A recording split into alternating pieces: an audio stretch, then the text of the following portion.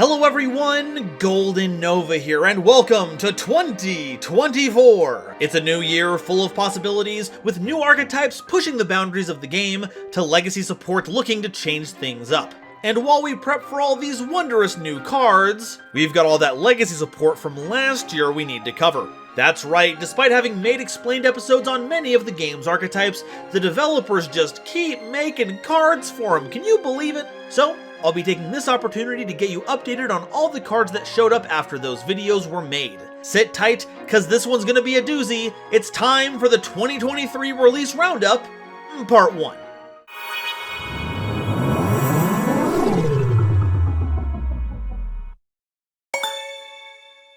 Today's episode is brought to you by my lovely patrons, as well as the wonderful people over at Dragon Shield. Get the sleeves as strong as dragon scales and save 5% on your order by using coupon code GoldenNova at checkout. Alien. Our first subject is more of an update in name, not so much in spirit. You'll see what I mean in a bit. IAS, Invasive Alien Species, is a level 4 light reptile monster with 1600 attack and 0 defense that can't be destroyed by battle or card effect while your opponent has a face-up card in their field zone. If your opponent has a face-up card in their field zone, you can target a monster they control and destroy it, and if you do, this card gains 1000 attack. And if your opponent has a face-up card in their field zone, while this card is in the grave, you can special summon this card. That seems like a pretty grand anti-field spell tech, but falls a little flat if your opponent doesn't have any. In fact, aliens don't have their own particularly strong field spell to work with either, let alone one they can give to their opponent. Which is why we may need to add a very strange tech pick, the Valance field spells. Playing either will give your opponent the opposite one, and if you send this to the grave with a card like Snake Rain, that's a free monster with free removal with great protection that gets very big very quickly. But this is quite the departure from the norm, having zero synergy with the theme itself outside the name. And honestly, I don't think the aliens have time to mess around with invading game worlds. So unless this is coming with a copy of that Destroy All Humans remaster, we'll be sticking to invading the real world, thank you very much. Amazement. See, I knew things were gonna get sinister here, but I didn't think we'd go full mascot horror.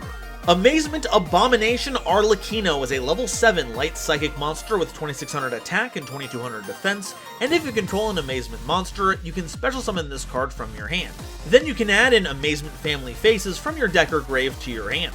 During your opponent's turn, as a quick effect, you can target one other effect monster on the field with more than 0 attack, shuffle this card into the deck, and if you do, special summon an Amazement Administrator Arlecchino from your deck. Then change the attack of the targeted monster to 0. See, I told you there was some unsavory stuff going on at that theme park. It even fetches the card with Evil Bufo in it, Family Faces. Heck, the fact that it grabs it from the grave means that you only need to run a single copy of it, something I've been waiting for since you really only want to see this once your game plan is online. It also gets you base Arlecchino at will without having to fire off a trap card sooner than you would like to, while defanging a monster. This, somewhat unintuitively, makes the monster less desirable to take with Family Faces, but does make it easier for our smaller attendants to survive the battle phase with them around, and potentially saves you resources when it comes to using base Arlecchino's removal. The only thing that's missing here is a monster that searches this, but sadly, all of our attendants just grab us attraction trap cards, and unless we have the field spell, we'll have to wait a turn to search with it, if our opponent even has a monster we can equip to utilize Cyclo Coaster. It's a welcome addition, but not a game-changing one, which isn't very Arlecchino of it. Aroma. Now this is a blast from the past. Aromages are another one of my very old videos, and I've had a soft spot for them ever since. Having lower life points than your opponent has synergy with a number of cards that cost you life points, but the idea of needing more than your opponent represents an interesting deck building and playstyle restriction. Let's see what a new batch of support does to help him out.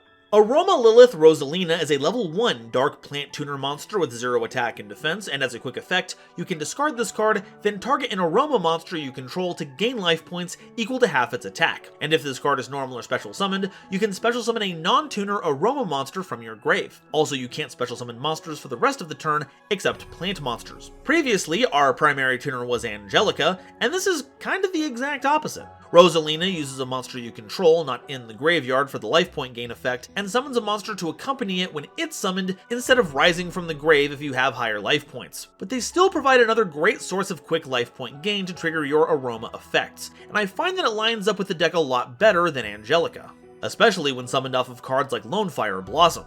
The plant lock is a little rough. I can't think of a single good payoff for non-archetypal plant monsters, so we'll have to see what the rest of the cards have in store for us. But I'm confident that they have what it takes, as they're now tapping into the dark arts of aromatherapy.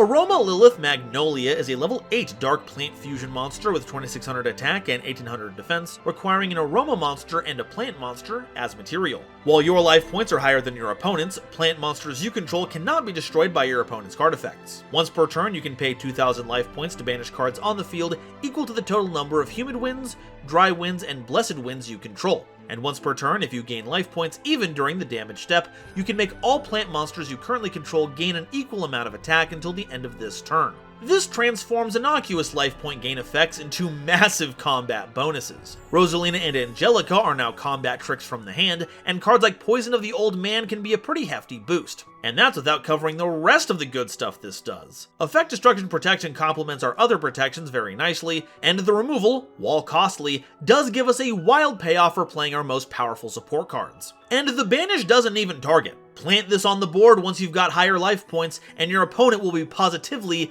incensed.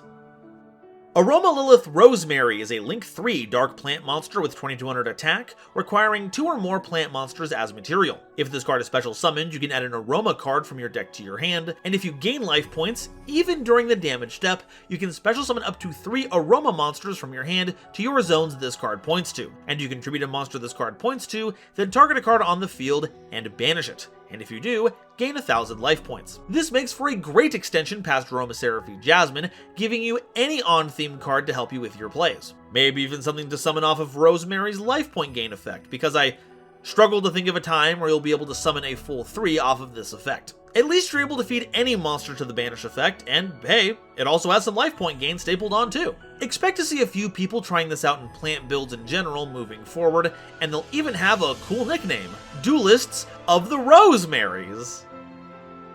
Aroma Blend is a normal spell card that has you discarding a card to place a Humid Winds, Dry Winds, or Blessed Winds from your hand or deck face up in your spell and trap zone, and you can banish this card from your grave to perform a fusion summon of a plant monster by banishing material from your hand and or field. But if your life points are higher than your opponent's, you can banish plant monsters from your grave as material as well. This is an interesting card. The winds are by far some of the most important ones we need to get our hands on to make our playstyle work. And while having a card meant to search them out is cool, doing so at a -1 kinda blows. This is evened out a bit by being a free fusion effect in the graveyard, but you will need to have higher life points so you can select the Miracle Fusion mode so you don't lose any more card advantage. Thankfully, Blessed Winds does give you some options to gain life points, so you can search it out and even set up your grave while you're at it. And we can't rule out the fact that our opponent may be paying life points for their own effects, making our job that much easier. And bonus, because it can fuse for any plant fusion monster, it's not just a way to combine Aromaseraphie's essential oils and Aroma Lilith's incense,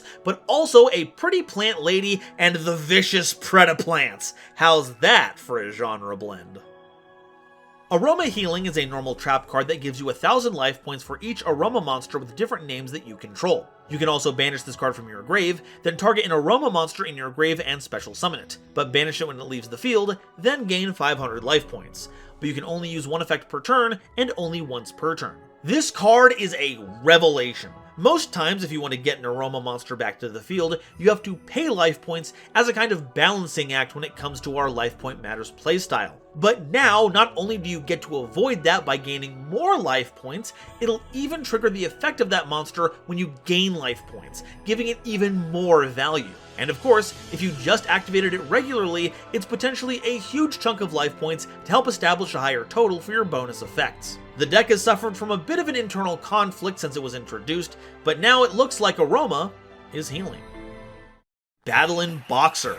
Yeah, so I knew this video was going to be outdated as soon as I made it. The Fire Duelist pack didn't have very many choices to pick from. And oh boy, am I glad I was right, because these cards are fantastic. Battlin Boxer Chief Second is a level 4 Fire Warrior monster with 500 attack and 2000 defense, and during your main phase you can normal summon a Battlin Boxer monster in addition to your normal summoner set, which you can only gain once per turn. When an opponent's monster declares an attack while you control a warrior or fire monster, you can special summon this card from your hand, and if you do, negate the attack, then banish a monster on the field until the end phase. This card is like if Veil was based. Its effect not only negates an attack, but also phases out another monster, which can either take out another attacker or save one of your own monsters from getting run over. And more normal summons means more access to your rank 4s, which means this is also a sparer if it was slightly more based. Not only is this a great support monster, it's also great at supporting you. Remember to stay hydrated out there, folks. Battlin Boxer Promoter is a level 4 Fire Warrior monster with 1700 attack and 800 defense, and if your opponent controls a monster, you can special summon this card from your hand. You can also tribute this card to special summon up to 2 Battlin Boxer monsters with different names from your deck, except copies of this card. You can also banish this card from your grave to increase or decrease the levels of all Battlin Boxer monsters you currently control by 1. But if you activate any of these effects, you can't special summon monsters except Battlin Boxers that turn. This is pretty strict, checking both before and after you use the effect. And just so you know, the summon from hand isn't inherent, using that will also boxer lock you. But you do get a lot of bang for your buck. A free summon, 2 materials, and level modulation. Going up a level isn't super useful, our rank 5s will want to be summoned via rank up magic specifically, but decreasing finally gives us good access to cheat Commissioner, and stealing spells is pretty cool. Though, I have to admit that leveling down does feel like the opposite of being promoted. Battlin Boxer Uppercutter is a level 4 Fire Warrior monster with 1600 attack and 200 defense, and if this card is normal or special summoned, you can add a Battlin Boxer monster or a counter trap card from your deck to your hand. And if this card is sent to the grave by a card effect, you can activate one of these effects. Either special summon a Battlin Boxer monster from your grave, except a copy of this card, or set a counter trap card from your grave to the field, but you can only use one effect per turn and only once per turn. This is a great new starter and wonderful option to summon off of Promoter. You get a free card on summon and when sent to the grave by an effect, and since just about all of our effects detach a material as part of the effect, not cost, you can use this as Xyz material without a care in the world because you're still going to get that sent to grave by an effect. Needless to say, this one easily makes the upper cut.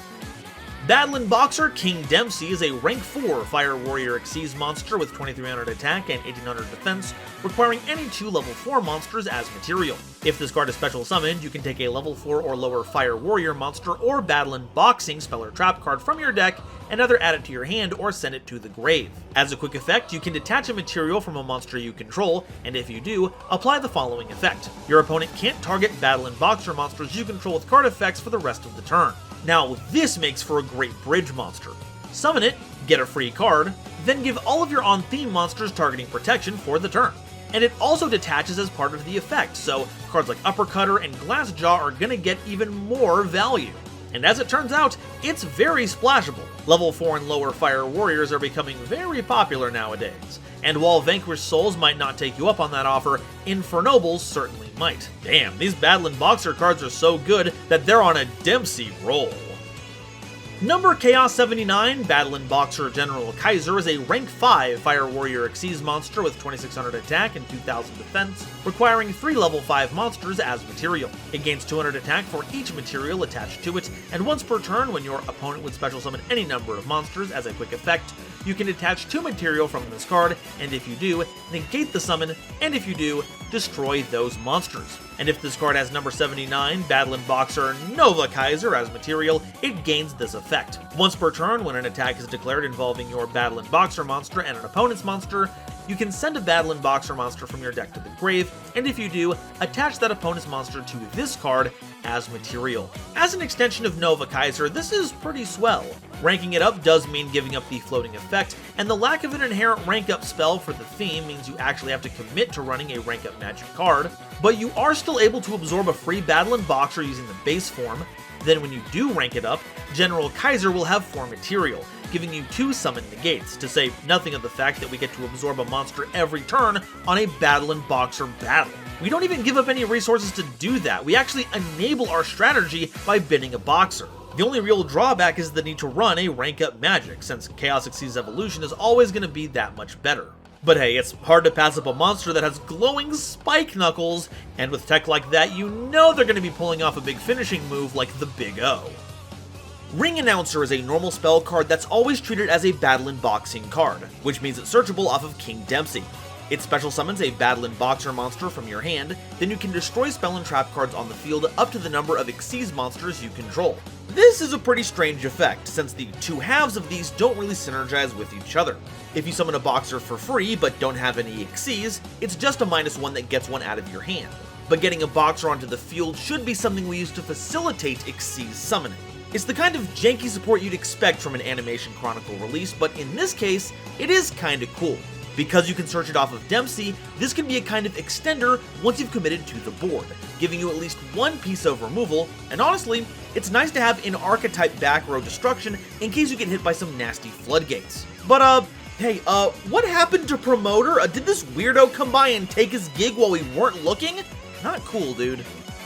Battlin Boxing Cross Counter is a counter trap card, and when your opponent activates a monster effect, destroy a Battlin Boxer or number Xyz monster you control, and if you do, negate the activation, and if you do, destroy that monster, then you can apply the following effect. Special summon a Battlin Boxer Xyz monster from your extra deck with a different name than the first monster, and if you do, attach this card to it as material.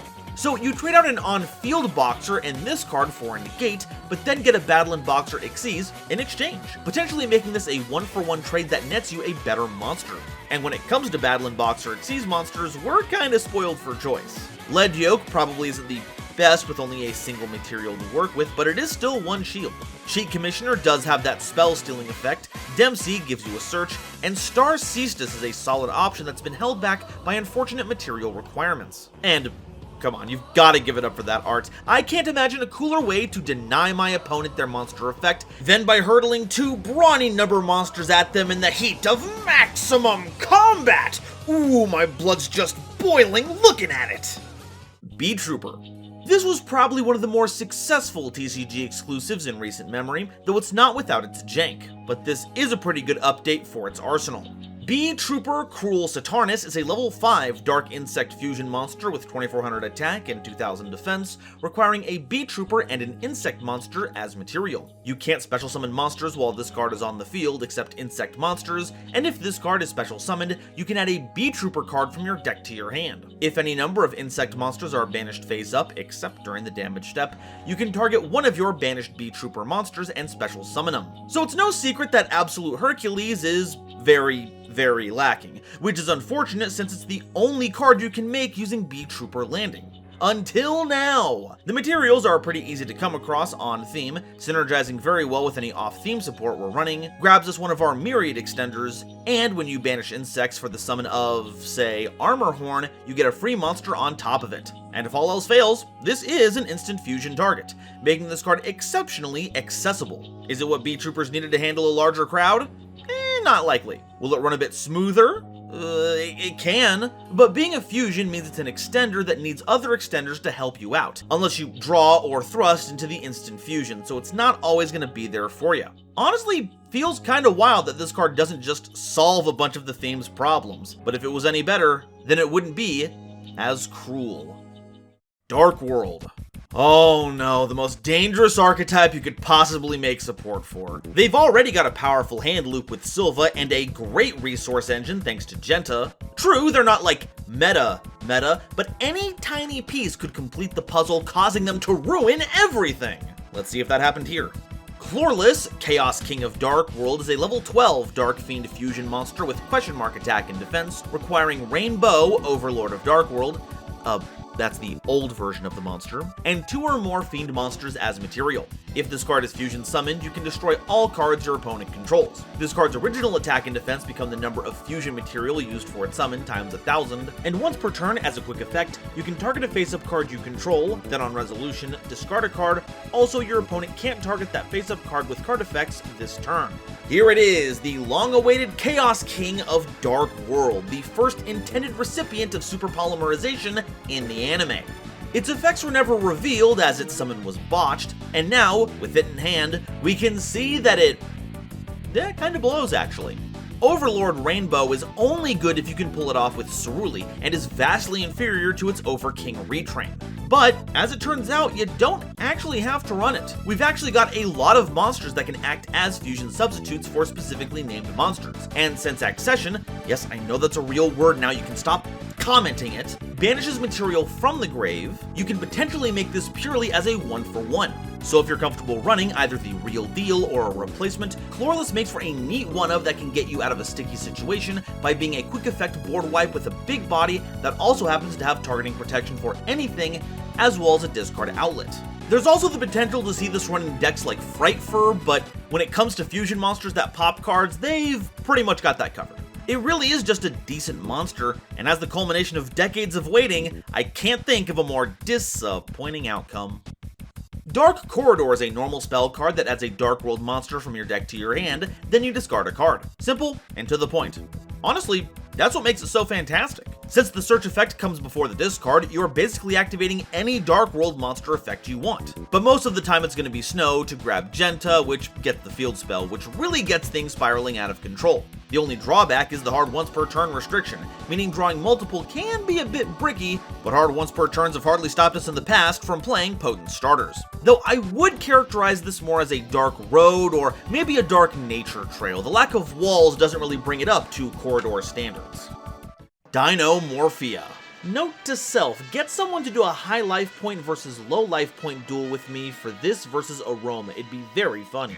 Dinomorphia Intact is a counter trap card, and when a monster effect is activated while you control a Dinomorphia card, pay half your life points to negate the activation, and if you do, destroy that monster. Also, whenever you take battle damage this turn, the damage taken becomes half your life points at that time. And during damage calculation, while your life points are 2,000 or less, if you would take battle damage, you can banish this card from your grave, and you take no battle damage from that battle. Our favorite Dino Thieves have picked up a new counter trap, this time to combat pesky monsters to go along with Sonic. Not only does this give Kentragina another great target for its effect, it also means you can't lose from battle damage that turn, as you'll always only take damage that halves your life points. That's right, they took Xeno's Paradox of Motion and made it into a whole card effect. That's right, some of you may be tired I keep putting politics in my videos, but just you wait until I bring philosophy into the mix. I'm ready to be whole new levels of annoying that you could only dream of! Dual Avatar. Okay, this one's a doozy. Expect this to go up in a Dual Logs video in the future, so get your why Dual Avatar are good actually statements ready. Dual Avatar Manifested Aun is a level 4 Light Warrior fusion monster with 0 attack and defense, requiring 2 Dual Avatar monsters as material, and gains the following effects depending on the original names of the material used for its fusion summon. If you use Dual Avatar Empowered Kongyo, then the attack of your battling Dual Avatar monsters become 3,000 during damage calculation only. And if Dual Avatar Empowered Mitsujaku is used, once per opponent's turn as a quick effect, you can target a card on the field and banish it. And if this fusion summon card is destroyed, you can special summon a Dual Avatar Fists Yui and a Dual Avatar Feet Kokoku from your deck, and if you do, they can't be destroyed by battle or card effects this turn. I don't really know what to say about this. The 2 monsters it asks for are our big bosses, each requiring 3 fusion material each. Granted, those effects are wild, effectively turning any spirit tokens you make into a Blue Eyes White Dragon, but the question is, how in the bloody hell do we make this work? You'd have to have Yui in hand before even pulling this off, then you fuse it and 2 tokens for the first fusion, then apply the second to use the Kongyo you just made and a token into Aun. With the 2 remaining tokens, that's 9,000 points of damage on an open board, but there's nothing else besides the damage here, making it highly susceptible to, everything. There's an argument to be made that this is more of a defensive tool, making it with Mitsujaku during your opponent's turn via Compact gives you some free removal, especially since Kokoku can search out Compact, but that's still a lot of hoops to jump through for what amounts to a single Karma Cut.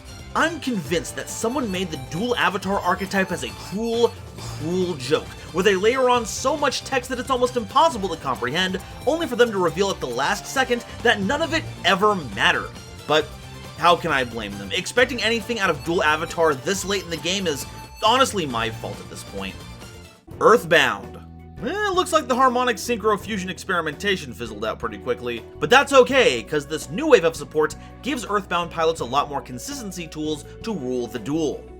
Earthbound Servant Geo Gremlina is a level 6 Dark Fiend fusion monster with 2000 attack and 1000 defense, requiring an Earthbound monster and a Dark monster as material. If this card is special summoned, you can add an Earthbound monster from your deck to your hand. You can also target a Dark Synchro monster you control, letting it attack directly this turn. And if any number of monsters your opponent controls are destroyed by an Earthbound card effect, except during the damage step, you can target one of those destroyed monsters and burn your opponent for damage equal to that monster's original attack. This is a great addition to the theme, as the generic Dark requirement means it works better with off-theme options, not just as fusion material, but for getting the most out of Harmonic Synchro Fusion. The search means just about any relevant card on theme is yours to take, your Dark Synchros can now go in for massive damage, and adding the burn damage to our Earthbound destruction effects makes cards like Kraken even scarier. And it means the deck has even more gremlins, which I'm certainly not complaining about. Earthbound Fusion is a quick play spell card that fusion summons any Dark Fusion monster from your extra deck, using monsters from your hand or field as material. But you can only activate this card during the main phase unless a card is in a field zone. And during your main phase, if a card is in a field zone, you can banish this card from your grave to special summon an Earthbound monster from your hand or grave. Also, you can't special summon monsters from your extra deck for the rest of the turn, except fusion and synchro monsters. Harmonic Synchro Fusion is nice, but having a more flexible option is even nicer, especially because once you've got a field spell active, which is kind of our main dealio, you can pull this off during the battle phase for massive damage. It even helps you run the regular Immortals better, because with the Grave effect, you can drop them right out of your hand or out of your graveyard if you use them as fusion material. And those effects aren't mutually exclusive, so you can do both during the same turn. This is a real game changer for the theme, no two ways about it. Just ignore the black hole that's rapidly growing in the background, I'm sure it's nothing. Earthbound Release is a normal trap card that you can activate when any number of level 6 or higher monsters are normal or special summoned. Tribute a level 10 Earthbound monster to destroy as many monsters your opponent controls as possible, and if you do, burn your opponent for damage equal to their combined original attack. Wow! That is a nasty effect. The requirement is a little spicy, but since all of our Immortals are level 10 and they don't do much during our opponent's turn, they make for great fodder. It's pretty easy to trigger since it doesn't care who summons the big monster to get this rolling, and pairs very well with Gremlina because it only checks to see if an Earthbound card destroyed a monster via an effect. Still, it's pretty situational, especially with no good way to search it, so finding good scenarios to run this is gonna be a bit of a reach.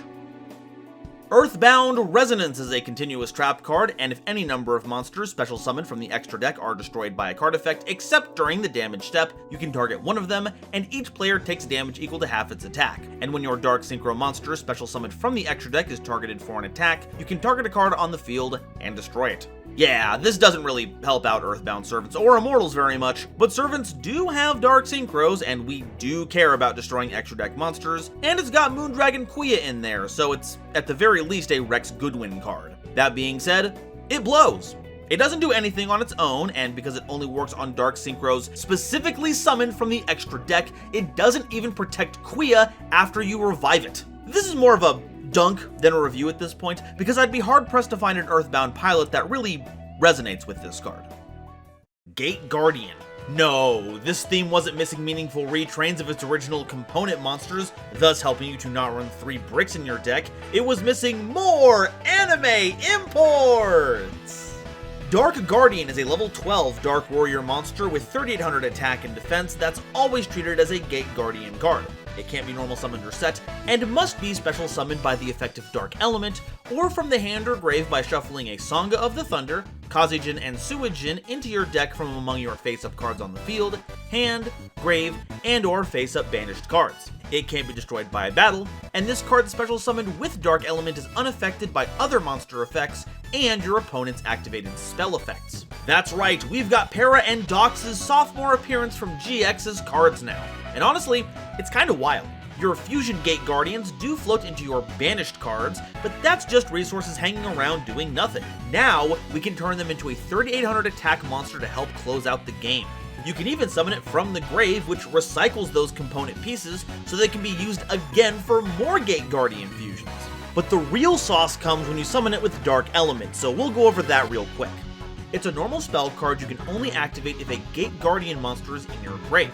You pay half your life points to special summon a level 11 or higher Gate Guardian monster from your hand, deck, or extra deck, ignoring summoning conditions. And you can banish this card from your grave to add a Sangha of the Thunder, Kazeijin, or Suijin that is banished or in your deck to your hand. This means it not only counts as another way to grab our individual elemental monsters, it's also searchable by Thunder and Wind, and lowers your life points so you can take advantage of Riryoku Guardian. And for our troubles, we're awarded with the towers to everything but trap cards, making this the perfect monster to headline your strategy alongside Gate Guardians combined. I'm a little salty the protection doesn't extend to the Labrynth matchup, but our new Big Fusion will handle Big Welcome just fine. Now, can someone explain to me why this looks nothing like a Gate Guardian? Fish. Yeah, Ghoti. I'm gonna be honest, despite being a TCG exclusive theme, I never quite resonated with this one. The fish may know how to synchro summon, but that puts them way ahead of the educational curve than me. But these new cards do seem pretty sick. Kif, Haze of the Ghoti, is a level 2 water fish monster with 0 attack and 1500 defense, and if you control a fish monster, you can special summon this card from your hand. If any number of monsters are special summoned to your opponent's field, except during the damage step, you can target one of them and one of your banished level 6 or lower fish monsters, and banish both that opponent's target and this card. And if you do, special summon your targeted monster. During the standby phase of the next turn after this card was banished, special summon this banished card. So normally our lower level Ghotis act as repeatable tuners we can use at quick effect speed, but with Kif, it couldn't be further from the truth. This is removal. As long as you keep a level 6 or lower fish on standby in the banished zone, Kif threatens any of your opponent's special summons before it has a chance to do anything funny beyond on-summon effects. And because it banishes itself as part of that, it'll just come back again next turn to do it all over again. And you get a fish back for your troubles. Your opponent will either have to waste an effect to get this off board before it can use its effect, or normal summon and go right to battle phase to run this over. Because if they just recklessly play into this, then their game plan is diving right off a Kif. Sykes, Moonlight of the Ghoti, is a level 6 water fish monster with 2400 attack and 0 defense, and if this card is normal or special summoned, you can add a fish monster from your deck to your hand, except a copy of this card, then banish a fish monster from your hand or face-up field. If this card is banished, you can banish a fish monster from your hand, face-up field, or grave, except a copy of this card, to special summon this card. This monster is just a bop from tip to tail. Grabbing any fish is a great ability, and because of the following banish, it's kinda like Dark Corridor, where you're practically getting any Ghoti effect, or even better, you can grab an off-theme fish, then banish another Ghoti you already have. And being able to banish another fish to bring it back from the banished brink is a great way to maintain field presence and enable your Ghotis. Granted, my knowledge of these spacefaring fish is pretty limited, but I'm pretty psyched to see it. Gold Pride. Now this is a TCG theme I can get behind. The initial wave had a solid core of cards to work with, but this new wave blows it right out of the water, with a ton of new tools and consistency boosters. Let's check it out. Gold Pride Rollerballer is a level 5 Earth Psychic monster with 1800 attack and 1600 defense, and if your life points are lower than your opponent's, you can special summon this card from your hand. During the main phase, as a quick effect, you can fusion summon a Gold Pride Fusion monster from your extra deck, using monsters from your hand or field as material. By itself, Rollerballer is two things. 1, an awesome Jinzo cosplayer, and 2, a conduit for summoning the deck's lone fusion monster, with the bonus of having less life points being an easy enabler. So to fully understand what this does, we'll need to scoot right along to Gold Pride Pinballer, a level 9 Dark Machine fusion monster with 3000 attack and 0 defense, requiring Gold Pride Rollerballer and one or more Gold Pride monsters as material. If this card is fusion summoned, you can equip face-up monsters your opponent controls to it, up to the number of fusion material used for its summon, and if your life points are lower than your opponent's, that effect's activation and effect can't be negated. Once per turn during the end phase, if the previous effect was activated this turn, return this card to the extra deck, and if you do, special summon a Gold Pride Rollerballer from your deck or grave. So once Rollerballer is on the field, then out of nowhere, it can fuse up to make a gigantic monster that can steal a bunch of your opponents, which amounts to non-targeting removal that gets around triggers that require your opponent to have controlled or be in the possession of them. Then, when Pinballer goes back to the extra deck, all those monsters just fall off. It's pretty ludicrous. And that's just when you use defensively. Offensively, this clears the way for your Gold Prides to close things out lickety-split. And it means I get to play Yu-Gi-Oh! And be the Prince of the Cosmos at the same time. It's a win-win! Gold Pride Chariot Carry is a rank 3 Water Aqua Xyz monster with 1900 attack and 2700 defense, requiring any 2 level 3 monsters as material. You can detach a material from this card to add a Gold Pride spell card from your deck to your hand, then if your life points are lower than your opponent's, you can send a Gold Pride monster from your deck to the grave. And once per turn during the end phase, as usual, if you activated the previous effect this turn, return this card to the extra deck, and if you do, special summon a Gold Pride Captain Carry from your deck or grave. This is another huge boon to the theme. Because the materials are completely generic, any level 3s you can field go into this. Which means that not only is this another rank 3 that Tour Guide can help with, thanks to Carry being a fiend, the punks continue to be an amazing splash in this deck. Being able to get our hands on our spells is key to our success, and while losing an Xyz monster without having used all of its material might sound bad, Captain Carry will get you a trap card for a later turn, so this card is brimming with value. Trust me, you're gonna find yourself leaning on this card something fierce, and it'll really carry you to victory. Gold Pride Pedal to the Metal is a quick play spell card that targets a Gold Pride monster you control, and until the end phase of this turn, it gains 500 attack, can't be destroyed by battle or card effects, and it can't activate its effects. And during the end phase, if any number of face-up Gold Pride monsters you control were destroyed by battle or card effect this turn, you can set this card from your grave. Now this is pretty nifty because not only does this keep your monsters safe from a lot of removal, if you hit an extra deck Gold Pride with this after having used its actual effects, it can't activate the mandatory follow-up one for having activated that effect, letting you keep it around. That being said, it's not always an upside, as the loop of summoning from the extra deck, using its effect, then swapping it out for its base form is the flow the deck is built around. But it is cool to see that the deck has an emergency button just in case. Though that is the definition of situational.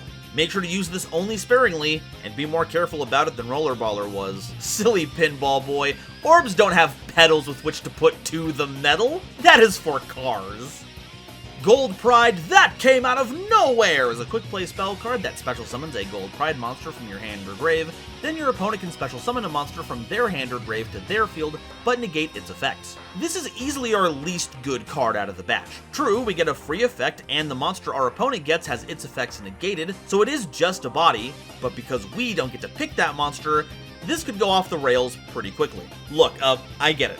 Albion the Sanctifier Dragon is really cool. Puppet locking is the best way to get under your opponent's skin after all, but you're gonna have to troll a lot longer to get on Brandon's level. I should know. Gold Pride Better Luck Next Time is a continuous spell card that, when activated, adds a Gold Pride monster from your deck to your hand, and if you do, lose life points equal to its attack. And if any number of face-up Gold Pride monsters you control that were special summoned from the extra deck return to the extra deck, except during the damage step, you can draw a card. Now this is what I'm talking about. It's a Tenki that grabs any of our on-theme monsters and lowers our life points, so we can get our bonus effects, and whenever you have to reset your extra deck monsters, you get a free draw to offset that, though it only works once per turn, so don't stack too many of those triggers together. Basically, you want to get 2 level 3 monsters on board, make Chariot Carry, grab this, search whatever Gold Pride suits your fancy, return Chariot during the end phase to summon Captain Carry, grab a trap card, and draw a card. The crowd goes wild may have been here since the beginning, but Better Luck Next Time isn't reliant on having another Gold Pride in hand to function, and the draw resource engine is key to keeping your economy healthy. The art may be words of encouragement for Rollerballer, but once you start running away with the game using this card, this will be what you'll be saying to your opponent. Gold Pride It's Neck and Neck is a normal trap card that targets a Gold Pride monster you control or a Gold Pride card in your graveyard, except a copy of this card, and return it to the hand. And if your opponent controls a monster with higher attack than your life points, you can banish this card and a Gold Pride monster from your grave to special summon one other Gold Pride monster from your extra deck that mentions that banished monster's name. I don't know about this one. It's got some nice recovery options, and the last-ditch effort effect of getting out one of your extra deck monsters is pretty cool, but it just isn't really high impact. It's pretty sad to end this part of the update on such a mediocre card, and it's a double shame that it couldn't be as epic as the art going on here. Holy cow. Hero. We're just always going to be having a hero subsection in one of these, huh? Can't let Jade and Yuki rest for a few years, huh? The U-Bell stuff wasn't enough, huh? Elemental Hero Flame Wingman Infernal Rage is a level 8 Wind Warrior fusion monster with 2100 attack and 1200 defense, requiring any 2 Elemental Hero monsters with different attributes as material. It must be fusion summoned, and if this card is special summoned, you can add a card with favorite in its name from your deck or grave to your hand. You can tribute this card that was fusion summoned using any number of normal monsters as material to special summon a level 7 or lower Elemental Hero monster from your deck or extra deck that can't be normal summoned or set, ignoring summoning conditions. So, as far as favorites go, we've got Favorite Hero, an equipped spell that can buff a level 5 or higher hero by a lot, Favorite Contact, which is a pretty powerful parallel world fusion, and Eternal Favorite if you want to splash in some Yubel nonsense. There's also another card, but we'll get into that in just a bit. As far as targets we can summon, this covers a lot of our fusions, but not a lot of cards we'd want to run. It gets the base Neos fusions, which can admittedly have some great effects, Original Flame Wingman if you want to be that much of a goat, and Sunrise, which will still get its Miracle Fusion on summon, since it only has to be special summoned to accomplish that. Though remember, you need to have used a normal monster as material for this, so make sure you're running a couple to get the full value out of Infernal Rage. And, I mean, you've gotta be ready to summon Neo Bubble Man. That card's been impossible to summon for decades. And while we're here, this was gonna get its own section, but will make more sense if we talk about it right now. Winged Kuriboh level 6 is a, well, level 6 light fairy monster with 300 attack and 200 defense that's always treated as an elemental hero and a favorite card. And get this, it can't be normal summoned or set, and must be special summoned from the hand or graveyard by banishing an elemental hero fusion monster or winged Kuriboh from your hand, face-up monster zone, or grave. And you can only do this once per turn. That means this monster is a viable target for both of Infernal Rage's effects. When an opponent's monster declares an attack, or when your opponent activates a monster effect on the field as a quick effect, you can tribute this card to destroy that monster, and if you do, inflict damage to your opponent equal to its original attack. That's right, it's got a destruction effect that burns our opponent, meaning it's both a reference to Flame Wingman and Winged Kuriboh level 10. You won't find this too much in Kuriboh decks since you can only revive it via banishing specifically Winged Kuriboh, but since there's only like 3 of you out there playing pure Kuriboh, I'm sure I won't get too roasted. Because this can be summoned from the grave, this means it's a repeatable piece of interaction, and as an elemental hero, makes for great fusion material. Just don't tell Jaden that Kuriboh had to kill, gut, and skin Flame Wingman to make this work. Berserker Crush wasn't messing around. Horus. One of the big mysteries was how these new cards would tie into the Black Flame Dragon, if at all. We now have that answer, and it's a mixed experience. Though, spoilers, no level support, which kinda sucks.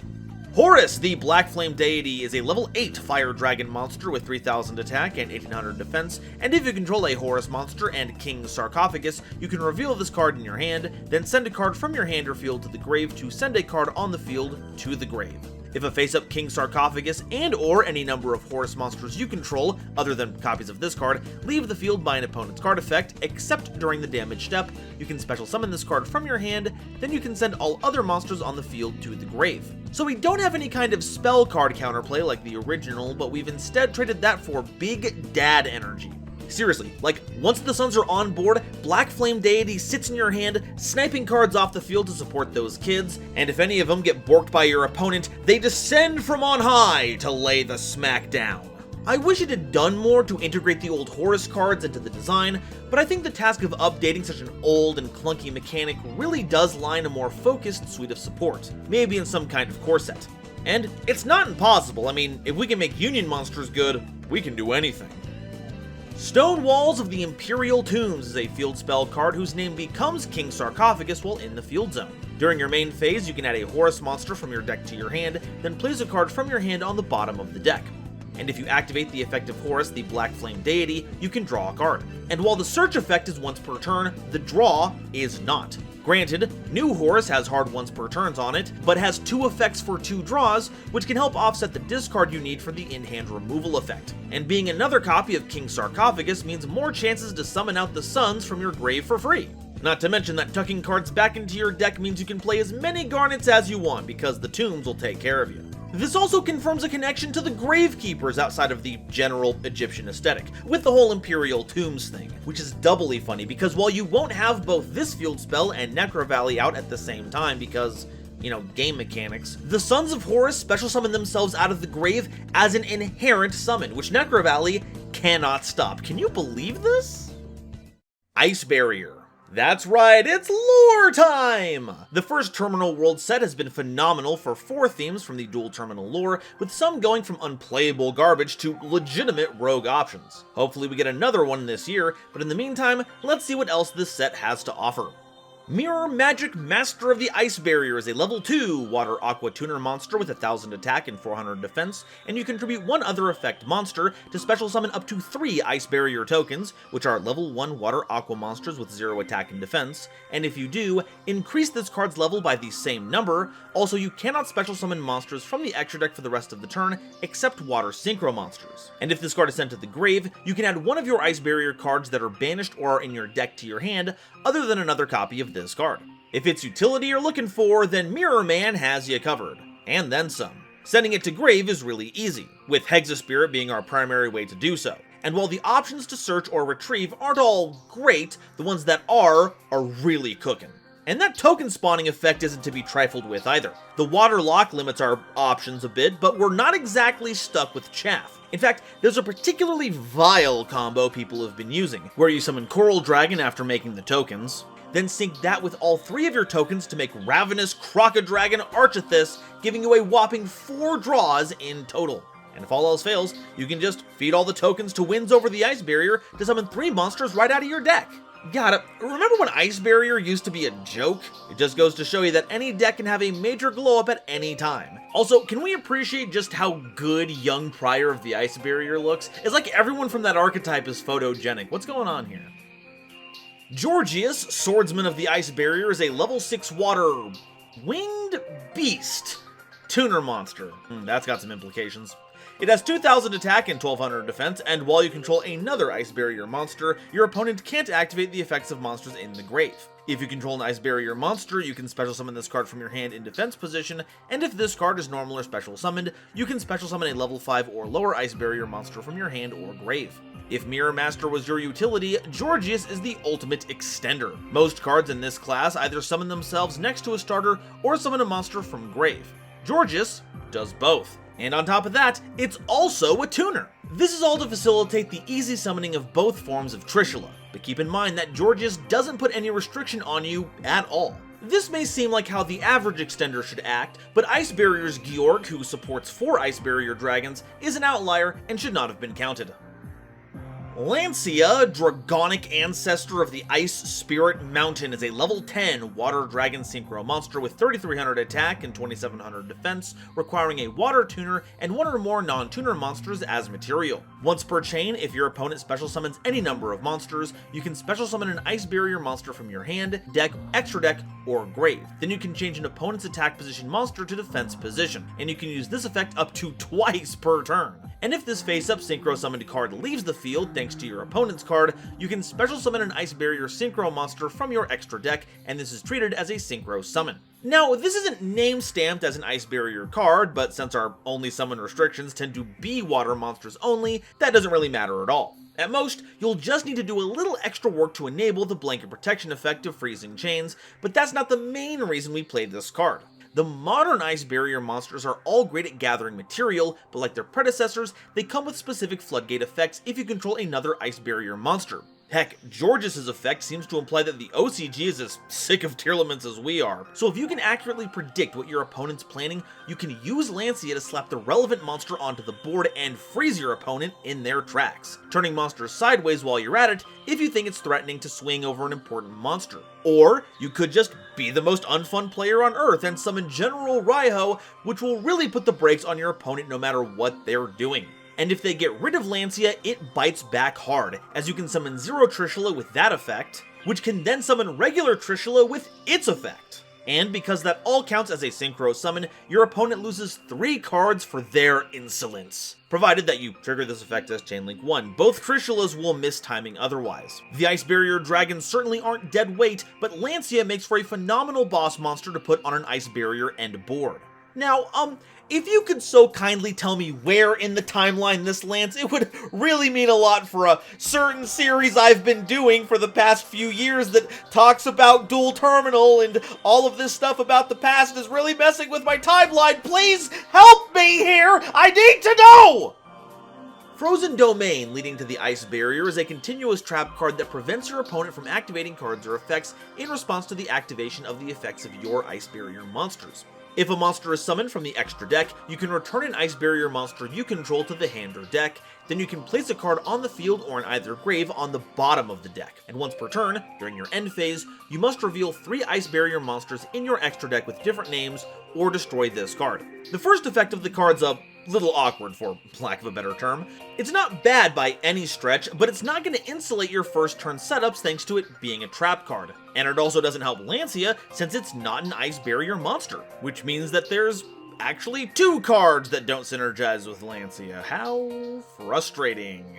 On the other hand, the second effect of this card slaps. Summoning from the extra deck isn't a rare occurrence in the slightest, and bouncing those cards back while recycling your on-summon effects can be devastating if you time it right. Heck, this is where Lancia can help you. It can provide the fodder for this effect if your opponent summons anything. Frozen Domain's maintenance cost isn't too egregious either, even allowing Brionac, Gungnir, and Delorean to see some play. Although the longer the duel goes on, the less likely you are to be able to keep it around, so I wouldn't invest too much in a Domain expansion. Infernoid. Speaking of lore updates, Infernoids have hit the scene with some truly remarkable updates, helping to solve their resource issues while giving them powerful new control tools, all while bypassing some of the deck's inherent restrictions. It's everything you could ever want from a legacy update. Infernoid Evil is a level 1 Fire Fiend fusion monster with 1100 attack and defense, requiring 2 Infernoid monsters as material. If this card is fusion summoned, you can banish an Infernoid monster from your grave to send Infernoid monsters with different names from each other from your deck to the grave, equal to the banished monster's level. If this card is sent to the grave or banished, you can add a Void Spell or Trap card from your deck to your hand. Talk about getting a shot in the arm, this card is fantastic!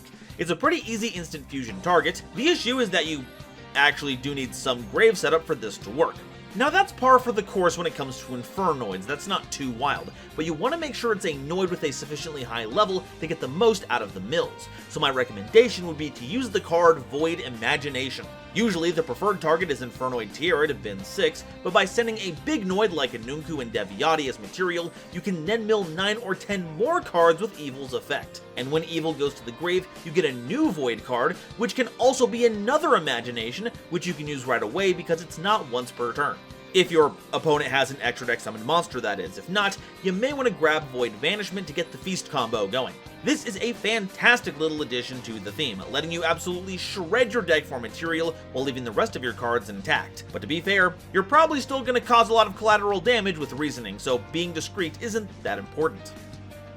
Infernoid Flood is a Link 4 Fire Fiend monster with 3000 attack, requiring 2 or more monsters, including an Infernoid monster, as material. When your opponent would special summon any number of monsters as a quick effect, you can tribute a monster to negate the summon, and if you do, banish those monsters. If any number of cards is banished from your grave except during the damage step, you can banish a card on the field. And if this Link summoned card and its owner's control is destroyed by an opponent's card, you can special summon an Infernoid monster from your deck, ignoring summoning conditions. Alright, so a Link Infernoid has a lot of upsides. First off, Link ratings do not count towards the level restrictions for our Infernoids. Second, an inherent summon negate is a pretty spectacular way to top off a Link climbing play. And don't think I didn't notice how that counters pendulum strategies a la Zephyra. I see what you're doing here. Third, free removal for summoning your Infernoids is a fantastic way to solidify your board state. And 4, Flood turning into a Nunku or Deviati means you get another negate and a little bit of a board wipe as a treat. Though you aren't restricted to summoning either of those two, so feel free to get creative with it. And only requiring a single Infernoid means you can enjoy the fruits of all the Link 1s, 2s, and 3s along the way, culminating in Terminus's latest threat, one that's truly biblical in scale. Void Blaze Up is a normal spell card that has you revealing an Infernoid or Void Spell or Trap card in your hand. Discard your hand, then draw the same number of cards discarded. If you control no monsters or only Fiend monsters, except the turn this card was sent to the grave, you can banish this card from your grave, then target up to 11 of your banished Infernoid monsters with different names and return them to the grave. But you can only use this effect of Void Blaze Up once per duel. This is another interesting card, and I'm not entirely sure how I feel about it. The grave effect is nice, letting you refill your grave to give you more fuel for your Noid summons. But the discard to draw effect does resolve as a -1, which is something I was positive we had fixed when it came to effects like this. but the trade-off is potentially venting a ton of noids while getting you to your gas, though it's admittedly not very hand-trap friendly, so you might want to focus on putting as many Infernoids into your deck as possible to take full advantage of this effect. Most decks go out in a Blaze of Glory, but that's just Infernoid's whole game plan. Void Barrier is a continuous spell card that boosts the attack of Infernoid monsters by 100 for each of your banished Infernoid monsters. If you control no monsters or only fiends, you can activate one of these effects. Add a banished Infernoid to your hand, or special summon an Infernoid monster from your hand, ignoring its summon conditions. Oh my god, they fixed Void Purification, holy cow! That card blows up if it sees anything that's not Infernoid. Now we have a version that just activates under certain conditions, which is a huge upside, especially since the attack boost is always active. Granted, because it's not a trap card, you can't use it during both players' turns, but the effects themselves are much more impactful. Heck, you can just drop Deviati and Anuku out of your hand for free with this, so I'm not complaining. Now, if they could just explain why the Noids are coming back after Tierra got yeeted, that'd be nice. Doesn't help that you can't put Barrier and a monster name in Dual Terminal without drawing connections to the Ice Barrier. Why did Terminal World cause so many more questions than answers? I am livid. Infinitrack. So you know those enablers that always get played in Earth Machine decks? Did you forget they're actually their own archetype? Yep, me too. But come on, they haven't had anything new since Eternity Code, so cut me a little slack here. Infinitrack Road Roller, yep, play the JoJo references. Go ahead, let them all out. I'm not stopping, so you gotta do them now. Good? We good? Okay. Is a level 5 Earth Machine monster with 2100 attack and defense, making it an honorary Gizmek. If an Earth Machine monster is banished face up or tributed, you can special summon this card from your grave if it was there when the monster was banished or tributed, or from your hand even if it wasn't there. In either case, you banish this card when it leaves the field. And an Xyz monster whose original type is Machine that has this card as material gains the following effect. Change all monsters your opponent controls to defense position and decrease their defense by 1000. Oh boy, that's just what I needed. An effect that turns any one of our Xyz monsters into Diet Scare Claw tryhards. Look, I already have a hard enough time digesting the fact that Infinitrack Drag Shovel has heart clone stats. I don't need any more parallels to the Visas lore. We're not even halfway through the archetypes yet. I simply do not have time to go down another lore rabbit hole. Jokes aside though, Road Roller slots in perfectly with the rest of the deck. It's super easy to summon. Heck, you're tributing monsters to summon your level 5s all the time anyway. And if you haven't banished a Trencher at least once, are you really playing Infinitracks? And the banishment upon leaving the field is also a non-issue.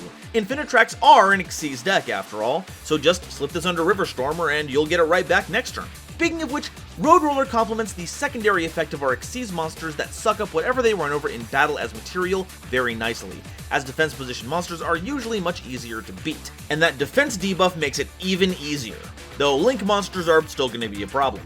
Another issue is that this doesn't help us with damage, because at time of recording, Infinitracks lack a way to do piercing battle damage. In fact, Earth Machines in general just don't have the tools for it. And while Train Connection does exist, basically no Train decks ever played, and for good reason. Heck, this even removes the incentive to run Outrigger Extension for Juggernaut Liba to plow right through your opponent's board. And because there's currently no benefit to actually having your opponent's cards under your Xyz monsters other than keeping them out of their grave, it really just acts as a different flavor of board breaker for the deck. Outside of that though, it still makes for an excellent piece of extension to push through interaction, getting you into your extra deck in no time, flat. Labrynth.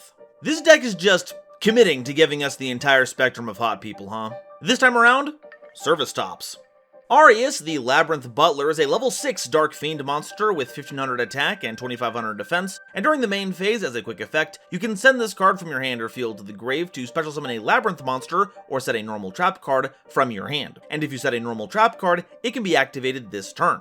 When your opponent activates a card or effect in response to your card or effect activation of a normal trap card or Labrynth card, except a copy of this card, as a quick effect, you can activate this effect in the grave. Special summon this card. Dang, they just refuse to take the foot off the gas with this archetype, don't they? While getting free summons of our Labrynths is nice, being able to set your normal traps for immediate usage is outrageous! Trust me, you'll never be the same when your opponent sets EEV during your own first turn, summons Lady Labrynth because they activated the effect of a Labrynth monster, then tributes it off to get rid of all your spells. And Lord help you if you try to respond to any of that, because then Arius just comes back. And because it activates from hand or field, it doesn't matter if it's still on the field after being special summoned or being bounced back by Big Welcome Labrynth. It doesn't necessarily change how the deck operates, but it does make everything better. Even if you don't get the EEV Gold Mine, it still lets you utilize your engine cards even when forced to go second. And that power cannot be understated. No butlers about it. Mementotlan. Or Memento. Like, most of the cards are named Mementotlan now, but they're name stamped as Memento in their effects apparently. But you know what I'm talking about. The Tri-Horned Dragon Retrain deck! On release, this theme was thoroughly underwhelming, to put it mildly. Which was very painful to see. How many times must Konami do my boy dirty? But it looks like they're taking a step in the right direction with Mementotlan Ghost, a level 2 Dark Fiend monster with 550 attack and 400 defense. And despite what it looks like, it's not based on Kuriboh, but Wretched Ghost of the Attic. They do look uncannily similar to each other though, so it's not a difficult mistake to make. If this card is normal or special summoned, you can target a Memento card in your grave, except a copy of this card, and add it to your hand. And if this card is sent to the grave by the effect of a Memento monster, you can special summon this card. Let me tell you, in terms of new support for very recent deck build themes, this is a great start. One of the main issues that Memento suffers from is that, while they can set up the summoning of their Titanic boss monster without even breaking a sweat, summoning Combined Creation needs you to put 5 monsters back into your deck, which leaves you with very narrow options to summon off of Combined Creation's effect, and little to no guaranteed follow-up in the hardly implausible event that your opponent just pops it. But if you send Attic Ghost to grave during one of your setup lines, you get an extra body on board to link off or feed to one of your other Memento effects, as well as scooping up an extra card from your grave to act as insurance. And this gets back your spells and traps too. So Bone Party is an excellent target if you need that follow-up on your next turn. And if you don't send it straight from deck to grave with Tatsunoto Shigo or Goblin's effect, it can instead make one of your effects that would destroy a monster basically free. Just pop this for that effect, and it'll come right back. Great value! Overall, while Attic Ghost doesn't solve the apparent lack of direction that Memento has at the moment, it does streamline some of our plays really nicely, so it's a welcome addition to the team. Now we just need to know where we're getting this implied Memento extra deck monster from. Don't think that I've forgotten my request for a Memento Bakuri box, Konami. So where is it? Did you leave it in the attic or something? Is this foreshadowing? Mikanko. The missing member of the Imperial Treasures trio has made their appearance, and bonus, because they're green, we also get the third member of the Weather trio! Hope it doesn't also have an overpowered Delta version. Purrely, the Jewel Mikanko, is a level 3 wind psychic monster with 0 attack and defense, and if this card is not equipped with an equipped card, you take no damage from battles involving it. And if equipped with an equipped card, it cannot be destroyed by a battle, and your opponent takes any battle damage you would have taken from battles involving this card. You know, typical Mikanko stuff. While you control an equipped card, your opponent can't target Mikanko cards you control with card effects, and if either player equips any number of equipped cards to this card, you can add a Mikanko trap card from your deck to your hand. Giving all your on-theme cards targeting protection is pretty good since your deck folds to many forms of interaction. And because this grabs you a trap card, you can play the minimal amount of the ones you want to actually be using to avoid bricking. And let me tell you, I've played enough Master Duel to know how messed up Rivalry can be. I guess, that's why they thought it was okay to bring Snatch Steal back off the ban list. I mean, Mikanko have been running it all this time. It's really not that impressive anymore. Arahime, the Manifested Mikanko, is a level 9 Fairy Ritual monster with 0 attack and defense that you can ritual summon with Mikanko Kagura. Can't be destroyed by a battle. Also, your opponent takes any battle damage you would have taken from battles involving this card. You know, typical Mikanko ritual stuff. If you have this card in your graveyard or hand and another Mikanko card in your graveyard, you can target a face-up monster on the field and equip this card to it as an equipped card. Once per turn during the end phase, while this card is equipped to a monster, you can return this and the equipped monster to the hand. This is kinda goofy as it doesn't have anything to do on board aside from that damage reflection. The rest of its utility is bound up in its in-hand and in-grave effect. You can use it to trigger the on-equip effect of your Mikankos, or attach this to an enemy monster and bounce it back during the end phase. And, because the equip effect can be activated from grave, this makes for good discard fodder for your other effects. It's a nifty toolbox, helping deal with a number of corner case situations. Truly, it's a real treasure. Mikanko Dance Mayowashidori is an equipped spell card that keeps the equipped monster from being destroyed by card effects. At the end of the damage step, if your Mikanko monster battled, you can target a card on the field and return it to the hand. And if this card is in your grave, you can target a Mikanko monster in your grave and special summon it. And if you do, equip it with this card, but banish it when it leaves the field. Now this is a banger of a card. The Great Mikanko Ceremony has never been lacking for good targets on that foolish effect, but now it's got a monster reborn, and if you revive Hare or Huli, that's a free card you get to search. Heck, put it on Huli and that's targeting protection for your board too. And don't count out that combat trigger. Bouncing a card on field ain't half bad removal. Not only can it deal with problem back row, it can bounce any monster you've kaiju'd over to your opponent, so you can use it again later. But it is showing just how desperate Konami is to keep this all funded. They've been taking sponsorships from LimeWire. I mean, that logo is everywhere. Mikanko Spirit Walk is a normal trap card that targets a face-up monster your opponent controls and equip that face-up monster to a Mikanko monster you control as an equipped spell. Then, if a ritual monster card is on the field, you can inflict 500 damage to your opponent for each equipped spell you control. You can banish this card from your grave to special summon one of your Mikanko monsters that are banished or are in your hand. Equipping our opponent's monsters as removal, you'll love to see it. A lot of putting monsters in the back row in recent sets, huh?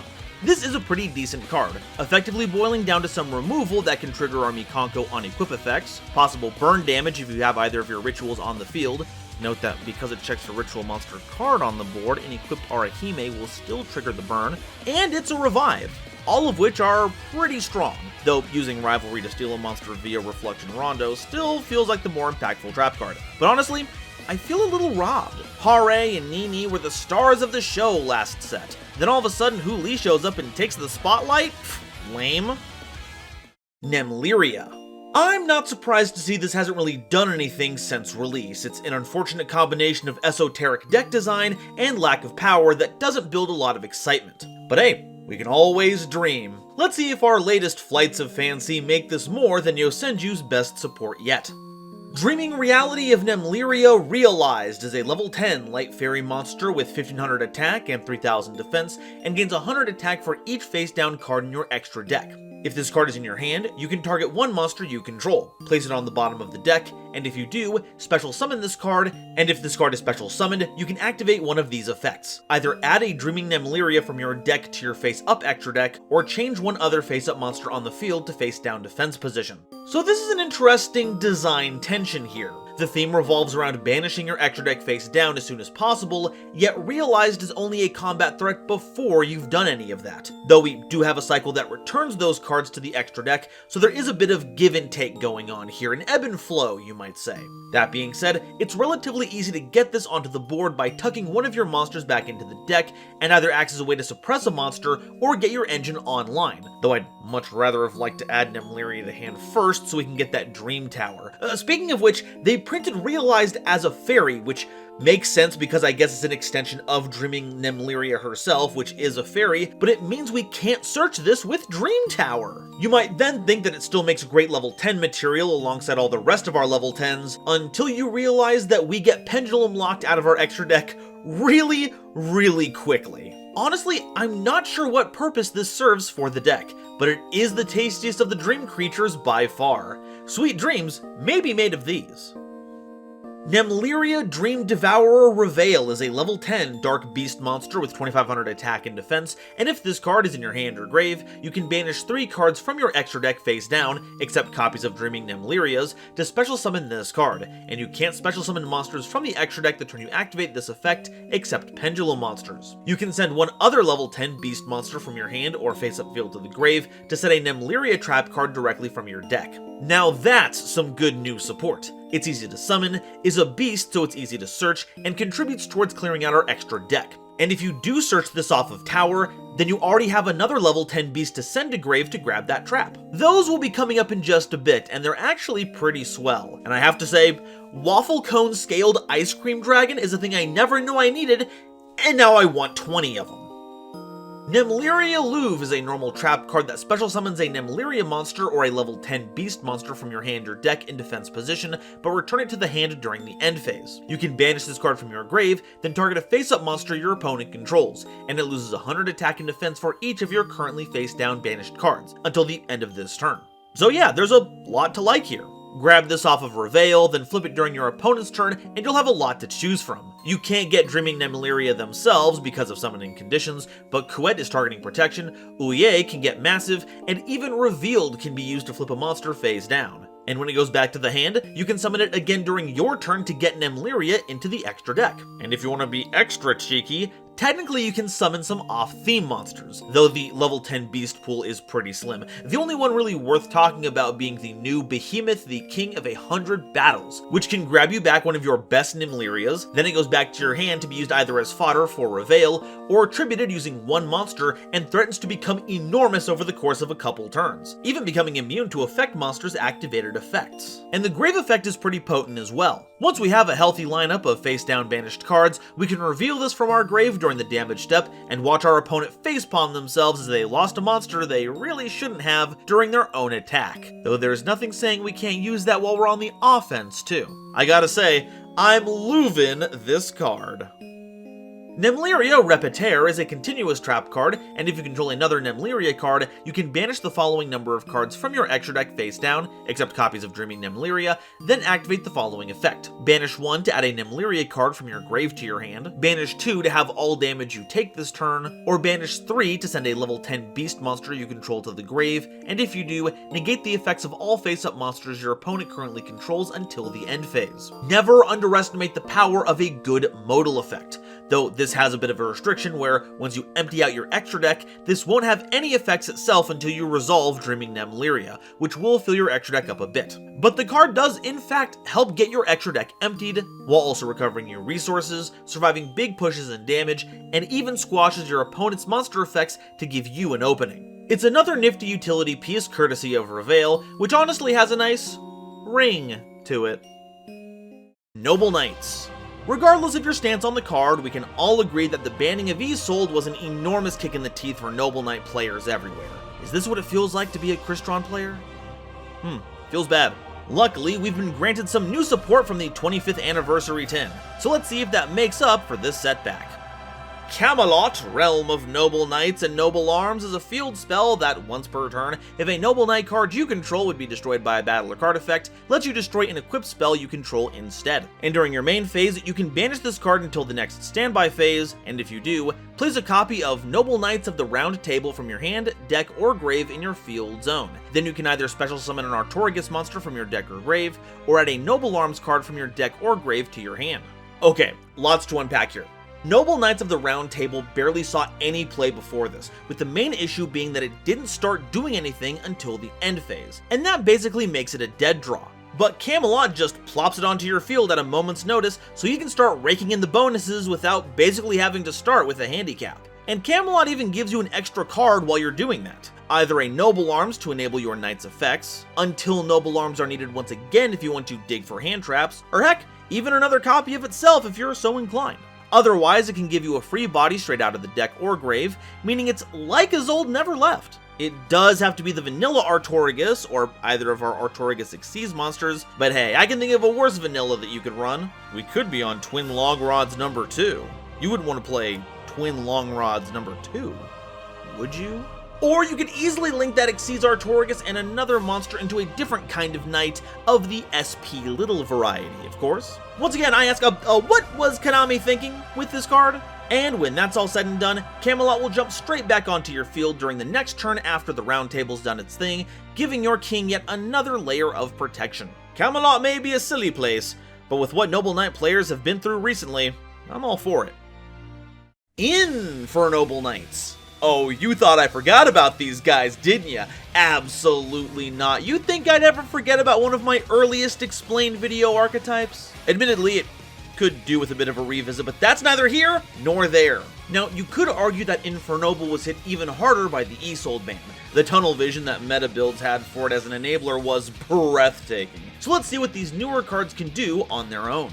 Courageous Crimson Chevalier Brondamont is a level 1 Fire Warrior tuner monster with 500 attack and 200 defense, and they're always treated as an Infernoble Knight card. You can discard this card to target a warrior monster you control and equip it with an equipped spell from your deck that can be equipped to that monster. And when this card is destroyed by battle while it's not equipped with an equipped card, you can special summon it, then equip the monster that destroyed it to this card. Is this a level 1 tuner which is also a Noble Knight? Can we finally summon Ignoble Knight of High Lonsolin and Arthurian Noble Knights without having to jump through a bunch of hoops to use Renaud or Lady of the Lake? I am ecstatic right now! Other than that, this is basically a Glory of the Noble Knights that can be searched by Rhoda or Heritage of the Chalice, which is pretty good. And if you know anything about either variation of Noble Knights, you'll know that equip spells are vital. So having a way to get them onto our monsters without putting ourselves in the crosshairs of Ash Blossom or Spell Negation is pretty cool. The Battle Destruction effect isn't ideal, but Brondamont does perform that removal in a very useful way to us, turning it into fodder for Immortal Phoenix Gearfried. So I'll let it slide this time. It's even a tuner, so we can make a synchro immediately afterwards. Although we are about to cover a monster who's even better for that, so I wouldn't recommend using Brondamont all the time for that particular job. They're a little unorthodox, but all it takes to utilize them properly is a little courage. And several $100s. Thank you, Snake Eye Engine! Infernoble Knights Ricciardetto is a level 1 Fire Warrior tuner monster with 500 attack and 0 defense, and you can banish this card from your hand or grave to special summon a level 4 or lower Fire Warrior monster from your hand as a tuner. And if this card is normal or special summoned, you can target a level 4 or lower Fire Warrior monster in your grave and special summon it. But you cannot special summon monsters for the rest of the turn except Warrior monsters. Also, you can only use one of these monsters' effects per turn, and only once per turn. Oh baby, we've got 2 options for level 1 tuners now. I feel so spoiled. This card was an incredible summon off of Isolde because once you did summon it, you could bring one of the monsters you used to make Isolde right back, and then you had a synchro play right at your fingertips. But now that's not exactly an option because, well, you know. However, it works on normal summon, making it an excellent investment in the mid-game, and Noble Knight Madrot can pull it out of your deck instead, so it's still worth keeping in mind. And we haven't even talked about Ricciardetto's second effect yet. It's great for getting monsters that are stuck in your hand onto the field, and even turns them into tuners, so you're never too far away from a synchro summon. Plus, it's even nice enough to be usable from the grave, so you don't need to choose between using it or discarding it for cards like Oliver.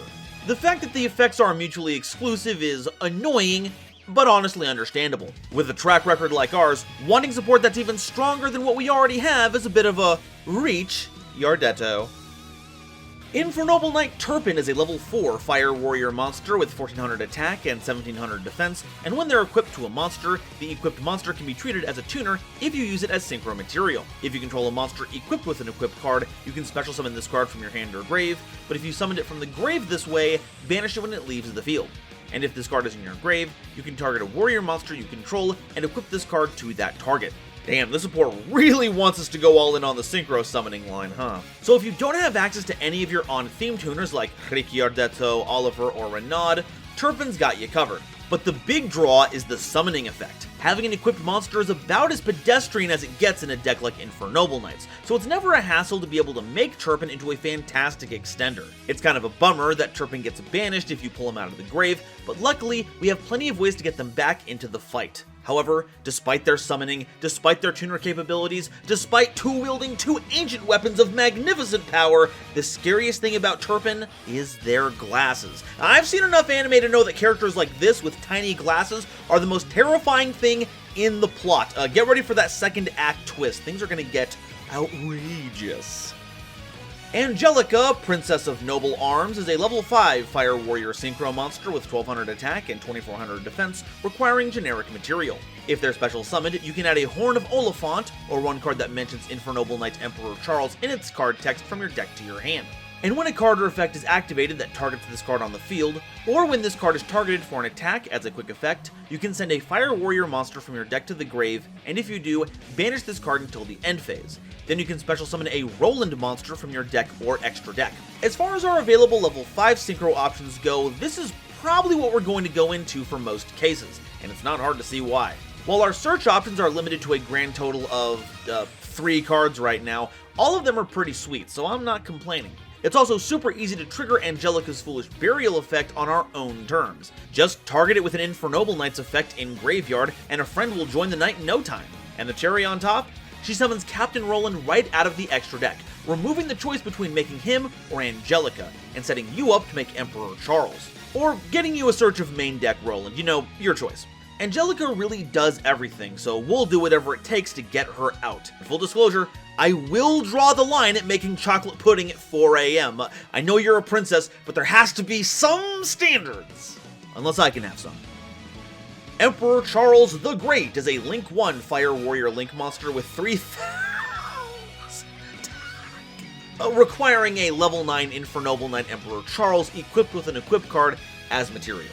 If they're Link summoned, you can target a copy of Infernoble Knight Emperor Charles in your grave, and this card's name becomes that card's original name. It gains all of that target's effects, then equip that target to this card as an equipped spell that gives it 500 attack. And once per turn, when a spell or trap card is activated as a quick effect, you can send an equipped spell from your hand or field to the grave to negate the activation, and if you do, destroy it. All the newer Infernoble cards so far have been fantastic, and this is no exception. Having all the effects of the original Charles with a spell and trap negate on top is very simple, but extremely effective.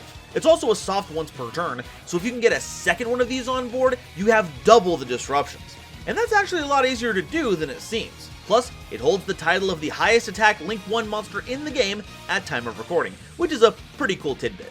But here's a blazing hot take for you. Am I the only one who thinks that this is really lame card design? It's like they forgot to add the negation effect to the original Charles, so they had to make a whole other card which takes only a tiny amount of effort to go into after making the original, in order to correct that mistake. Like, the idea itself is kind of cool, but what does Charles the Great really add to the deck? It really does feel like they patched the original, giving it a little extra to make it a little stronger, without really exploring the design space. Honestly, this is an idea that is good right now functionally, and should be transferred to other older cards that just don't make the cut, right? Like being able to immediately turn any old card that isn't very good into this kind of upgraded Link 1 form should be used more often. But maybe we don't use it on the card that was already fantastic. Oh well. While Link Charles is little more than an upgraded version of Synchro Charles, it does so in a very flavorful way. After all, blue does burn brighter than white. Infernoble Arms Almas is an equipped spell card that, while it's equipped to a monster, lets you equip an Infernoble Arms equipped spell from your deck or grave, other than another copy of this card, to an appropriate monster you control, then destroy this card. And if this card is sent to the grave because the equipped monster was sent to the grave, you can target one of your fire warriors that's either banished or in your grave and add it to your hand. And like the other Infernoble Arms, you can only use one effect per turn and only once per turn. So now we have a wild card for Infernoble Arms, effectively granting us 3 more copies of Durandal. Although Joyeuse and Hooked Claire have their own uses as well, so don't overlook them. As for the Send to Grave effect, it's probably the most useful one that we have, mimicking Joyeuse's primary effect, and even having the decency to not exclude your banished monsters. Though the search that Durandal provides is often too good to pass up. It's such an upgrade to Joyeuse's effect in that regard that you may even find yourself considering passing on the switch out effect in order to get it. You see that, Long Yun? Switching swords isn't anything new. These knights were doing it before you were even a thing. Evil prick.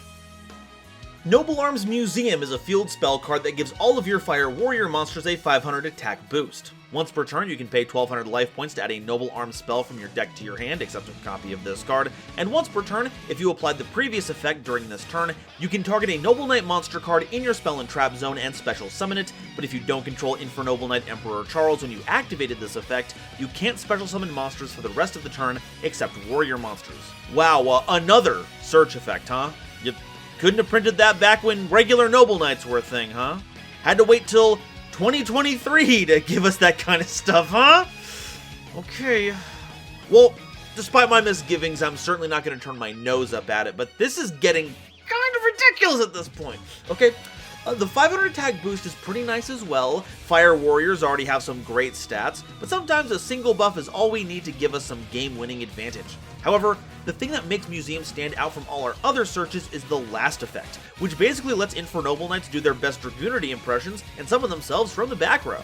And that can lead to some really spicy plays, including summoning the Infernoble Knight Emperor Charles that you equip to Charles the Great as part of its effect, and then immediately linking it off for a second Charles the Great. I mean, it's bonkers. But I think that this card's existence results in the most search redundancy in any deck the game has seen at time of recording. Let's count how many searches we have altogether. There is Rhoda, which is currently limited, 3 Heritage of the Chalice, 3 Durandal, 3 Almas, 3 Camelot, and finally, 3 Museum. meaning that if we factor in all of the cards that search other cards that finally get us to our monsters, we are running a total of 16 Rotas! And a historical milestone like that has gotta be worthy of a place in the finest museums. The Continuing Epic of Charles is a normal trap card that has you revealing a Noble Arms equipped spell in your hand, and if you do, special summon an Infernoble Knight monster from your hand or deck, then either equip it with the revealed card, or send that revealed card to the grave. You can also banish this card from your grave to target an Infernoble Knight Emperor Charles you control, and equip it with a Noble Knight monster from your hand or deck as an equipped spell that gives it 500 attack. So hey, we've got another way to trigger Charles' pop effect during our opponent's turn!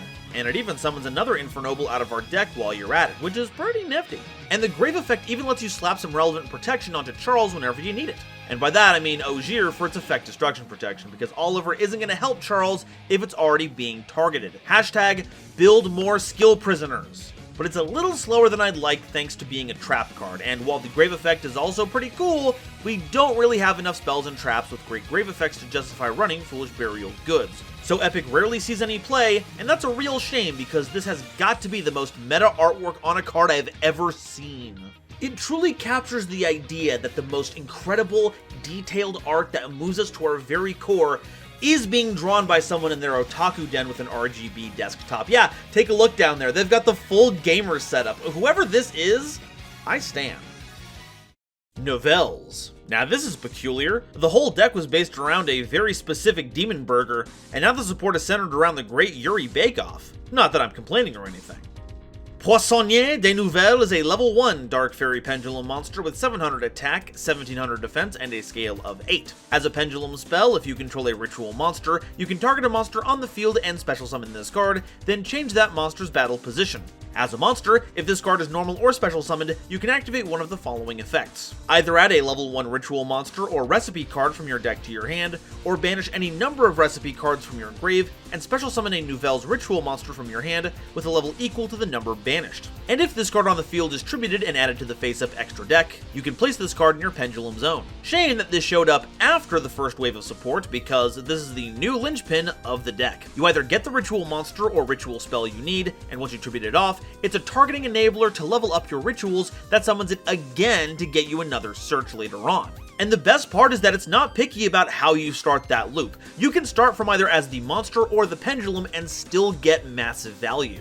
It also comes with a way to get Nouvelle rituals out of your hand, which will enable their bonus effects because they were summoned by the effect of a Nouvelle monster, but banishing your recipes is a final, desperate tactic, which, as I understand it, is a stark contrast to real baking. Once you know what you're doing, it sounds like you just throw that stuff out the window.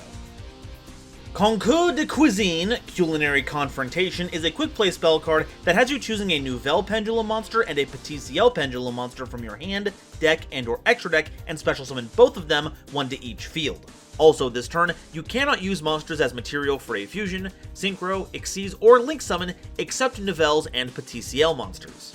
During your main phase, you can banish this card from your grave, then target a face-up monster on the field, and it gains 200 attack for each recipe card in the graves. So, working backwards, the Engrave effect is another targeting effect to help upgrade your rituals, meaning the attack boost rarely comes up, but it's not impossible. Also note that it checks both graves, so this has some very funny utility in the mirror match. The actual activated effect gets a Poissonnier out of your deck to use its amazing on summon effect, but what in the baked ziti is a Petit Ciel monster? Good question. Petit Ciel Couverture is a level 5 Dark Fairy Pendulum fusion monster with 1700 attack, 700 defense, and a scale of 1, requiring any 2 pendulum monsters as material. As a pendulum spell, if you have no card in your other pendulum zone, you can place a face-up pendulum monster from your extra deck in your pendulum zone, and as a monster, if this card in the monster zone is destroyed, you can place this card in your pendulum zone. This card serves little purpose in general aside from being an interesting super poly target, but for us, it's a really silly monster we can give to our opponent to really seal up our ritual upgrading, because we just gave our opponent an attack position monster that we contribute. It's honestly kinda cool and clever how they used pendulums to fix the ritual deck, making setting up your combos a piece of cake. Ogdoadic. Ancient Guardians is widely regarded as having been the worst deck build pack released so far, since every archetype in it was severely lacking on release. But believe me, 2023 has been a huge moment for Ancient Guardians fans, and this is only the first of those 3 themes. Ogdoadic is the one thought to have had the most potential, so let's see if we were onto something with that statement. Nephilia, the Ogdoadic Overlord, is a level 10 Dark Reptile monster with 2200 attack and 3100 defense, making it the dark reflection of Ogdoabyss. About time we got that. If a monster is sent from the hand or deck to the grave while this card is in your grave, except during the damage step, you can special summon this card. Also, you can't special summon monsters until the end of your next turn, except reptile monsters. And if you control this card that was special summoned from the grave, you can target one monster in your grave, except a copy of this card, and special summon it. Ogdoadic were already pretty adept at toolboxing their grave, but Nephilia here cranks that up to 11. We have no shortage of ways at all to trigger it in our grave, but with on-theme cards alone, every single one of our level 4s can do it, as well as Water Lily and Serpent Strike. Or we can set it off during our opponent's turn with Aaron's Hand Rip effect, since Nephilia isn't fussy about which hand or deck a card gets sent from. As for off-theme, Snake Rain needs no introduction, since it discards and sends from deck to grave. Or, if you want to get a little silly with the off-theme options, can and again make someone discard a card no matter which one you start with, a combo that Pillick is reported making great use of in an Age of Overlord pre-release tournament. And that free Grave Summon is fantastic. It has no restrictions on it whatsoever, so if you can get Nephilia on board without locking yourself into reptiles, any off-theme card you run is fair game. But regardless, we can summon any of our big sneckies without paying those steep tribute costs. Ogdoabyss, Amunisia, Aaron, you name it. Wonder how Aaron is doing right now, come to think of it. But you know what? I'm going to move on to the next card before one of the desk bots sends a memo asking me when the next Nova Lore episode's coming out. Ogdoadic Daybreak is a quick play spell card that tributes a reptile monster on activation, then special summons up to one Ogdoadic token for every 2 levels the tributed monster had on the field. And those are level 2 dark reptile monsters with 0 attack and defense. And during your main phase, you can banish this card from your graveyard to target one of your banished reptile monsters and shuffle it into the deck. Then you can send a reptile monster from your deck to the grave. Speaking of ways to get high-cost reptiles out of the grave easily, Daybreak's another wonderful way to do so. Ogdoadic Calling was the first attempt at that sort of effect, but it epically fails at it due to it only giving you 2 tokens and, you know, being a trap card. Daybreak, on the other hand, knocks it right out of the park. Assuming you're only using on-theme monsters, it gives you 2 tokens at the bare minimum, but it can give you 4 if you sack one of the level 8s, or even 5 if you use Ogdoabyss or Nephilibus. And no matter which high-level monster you start with, you'll have more than enough fodder to get it back. And there's nothing saying that you can't use those tokens to link climb. After all, the alien links are going to be a real thorn in your opponent's side with the right setup. And the grave effect is just as tasty. Having our monsters banished can cause a lot of problems. We do that enough by ourselves, but when you factor in the bestials, things get a little troublesome. So having the option to get one of those monsters safely into the deck, then just throwing that monster right back into the grave is to die for. Although you don't have to send a monster with the same name as the monster returned, so keep that in mind. And because it returns a monster to the grave via the deck rather than simply unbanishing the monster and then calling it a day, it also triggers Nephilibus. It's so good! Clearly, Ogdoadic's been doing its homework, taking notes from other grave-centric themes, but especially Vendread. Not necessarily from the mechanics, but the aesthetics. Look, they've both got a Daybreak. They must have been shooting on location together. Purrely. When I first saw them, I never could have imagined the kind of threat Purrelys would evolve into. Turns out having a gigantic towers with quick effect removal gets you a long way, and the new support just piled on the bonuses. But with Delicious Memory being limited and a following card already being semi-limited, the deck has already seen a steep decline in usage, which is a shame because that was going to be Goblin Rider's whole claim to fame, the Purrely Purgers. Purrely is a level 1 Dark Fairy monster with 100 attack and defense, and if normal or special summoned, you can add a Purrely card from your deck to your hand except a quick play spell. And it can target a Purrely quick play spell in your grave to special summon an Xyz monster from your extra deck that mentions that card by using this card you control as material. And if you do, attach that spell to the summoned monster, which is treated as an Xyz summon. This was a huge boon to the deck, giving us a second level 1 Purrely to form the base of our Xyz monsters, and it helped to take out a lot of randomness from our play sequences. Previously, you were summoning Purrely, flipping the top 3 cards of your deck, and hoped you would get lucky. With Purrely, you can grab anything except the memories, including My Friend Purrely, which itself gets you a memory. As long as you have 3 copies of any given memory in your deck, you can just select those 3 and guarantee you grab that copy. which is why banlist hits to the memories are so detrimental to the deck, because now we're reintroducing that randomness. The trade-off is that Purrely is a hard once per turn, unlike the original, so you can't spam these to get more guaranteed resources, but that does mean you can lead with Purrely, guarantee some amount of cards to work with, then use your remaining memories to summon regular Purrelys to spin for more cards. It's also worth mentioning that since Purrely uses memories from the grave instead of the hand, you can actually make use of those memories and still get your Xyz, instead of having to choose one or the other. This is easily one of the most pivotal cards in the theme moving forward, earning it the title of MVP, Most Valuable Purrely. Purrely Noir is a rank 2 Dark Fairy monster with 1000 attack and 2000 defense, requiring any 2 level 2 monsters as material, but you know how we're really making it. Once per turn, you can discard a card, then target a card your opponent controls, or up to 2 if this card has Purrely Sleeping Memory as material, and return those cards to the hand. And up to thrice per turn, when you activate a Purrely Quick Play spell card as a quick effect, you can attach that card on the field to this card as material, then you can set a Purrely Trap card directly from your deck. This is a very good going second option, giving you the ability to clear out a few cards before committing to your other plays. But using it going first ain't half bad either, as grabbing that trap card can set you up for a great follow-up and takes the onus off of your other search effects to grab it so they can focus purely on getting you your extenders. We'll be talking about what that can do in just a bit, but for now, just focus on getting that friendship rating boosted as high as you can, because Umbreon here is pretty powerful. Purrely Sleepy Memory is a quick play spell card that makes the next battle or effect damage you take this turn become 0.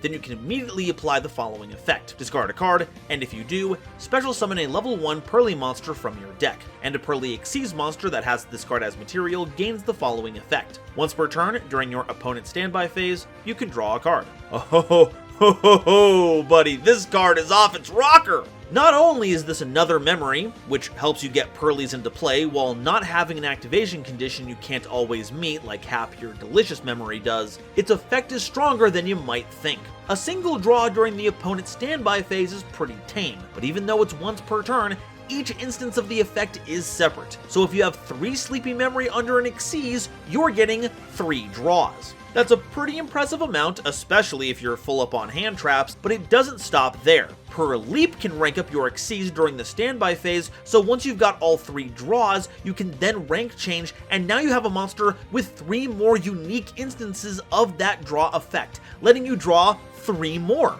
That means with the right play sequence, you can play out your entire hand on your first turn, get all that value, and then refill your grip during the next standby phase at no cost. Sure, the Purrely you make will go back to the extra deck at the end of the next turn, but that's what Zeus is for, so I'd hardly call that a downside. Thankfully, it's now been semi-limited, meaning the upper limit of this is 4 draws, not to mention it's harder to fish out with your Purrely effects, but 4 is still a ridiculous number of draws for that little investment. I would say I feel bad for sleeping on the deck for so long, but this card seems to indicate that's kind of the point. Purrely Sharely is a normal trap card that targets a Purrely Xyz monster you control to special summon a level 1 Purrely monster from your deck, negate its effects, then special summons from your extra deck a Purrely Xyz monster with the same rank but a different attribute than the targeted monster by using that special summoned monster as material, which is treated as an Xyz summon.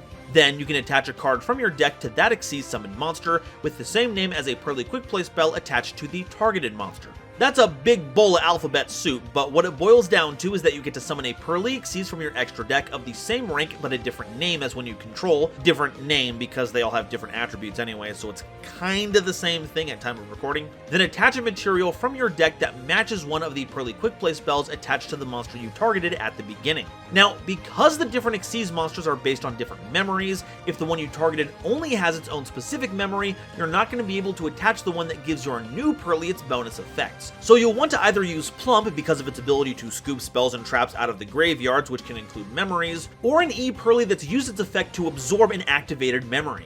And it's also so cute to see them all playing together. My heart, it can't take it.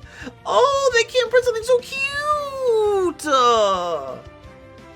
And that's everything for this installment. Part 2 is coming out soon, so to make sure you don't miss the next wave of updates, hit that subscribe button and like the video to help keep it warm and safe out there in the cold landscape of YouTube. It really does a lot to help me out. Today's episode is brought to you by my lovely patrons, as well as the wonderful people over at Dragon Shield. Get the sleeves as strong as dragon scales and save 5% on your order by using coupon code GoldenNova at checkout. Today's episode was also brought to you by my lovely patrons, including this month's illustrious Quasar Commanders Frankie and Marluxia as a girl, Nebula Navigator's 3rd Dynasty, Ada Basilisk, Adam Zajdel, Andrew Newman, Kane Senpai, Chibi Gohan, Christopher Fuss, Clockswork, Dark Dragon X830, Emily Chan, Eric, Aaron the World Breaker, Garland Chaos, Genesis Yu-Gi-Oh!, Green Knight, Great Big Pillock, Hairbear, Harry the Ominous Benefactor, Howling Zangetsu, Hydracraft 135, Iron Zero, Iskander 711, Mana Charge, Marion James E. Picata, Mega Combi, Millennia Asta, Muzuki Clark, Nathan Vig, Natiel Lee Alexander, Orozco 09096, Panther J, Rebel King Lucifer, Red Eyes Jackalow, RJ the Jank Monarch, Sammy Haim, Serenity Towns, Sir Knight JCB, Sim Antares, The Wizard Moose, URTV 667 and Xander Wolfensberger, Cosmic Crusaders Alpha Sly, Almento 5010, A Random Pup, Ariel Kersey, Beluga Masta, Blitzwolf, Blue Gem, Borger with a Shotgun, Chaz Ghost, Corbinisms, Danny Bound, Dr. Reaper RIP, Drachenwald, Eki Bullock, Eva Padilla, Hike Boyagian, Herbal D, Inblink, Jester Designs, Kale the Dragon, Carp, Kevon Public, King Scarlet Yu-Gi-Oh!, Lemon Yu-Gi-Oh!, Lord Whoop-De-Doo, Manga Pages, Matt Simmons, Mick Spoofy, Michael Shimabukuro, Mustafa Aiden, Nitromo, Shizuka Nijimura, Sophie, apparently, Stephen Williamson, Taylor Seymour, the legendary Raven, and Zaldreka, as well as the lovely Starlight Explorers you see on screen now. If you'd like to help me in my journey to cover all of Yu-Gi-Oh's archetypes, get my videos early, be a part of these credits, and many other awesome perks, it would mean the world to me if you checked out the link to my Patreon in the description or consider joining as a YouTube member. And if any of these archetypes caught your interest but you don't know quite enough about it, I've got a playlist of all the archetypes we've covered here so you can get the full picture. Thank you all so much for watching, and I'll see you in part 2. See you next time. Bye-bye. And if you burp a big ol' burp... Okay, I'm keeping that in for the potential outtakes. Can we finally summon Ignoble Knight of High Launcelin and Arthurian Noble Knights without having to jump through a bunch of hoops to use Renata, Lady of the Lake? No! Why are you calling me now? That was a good take! No! Phone! No! Okay.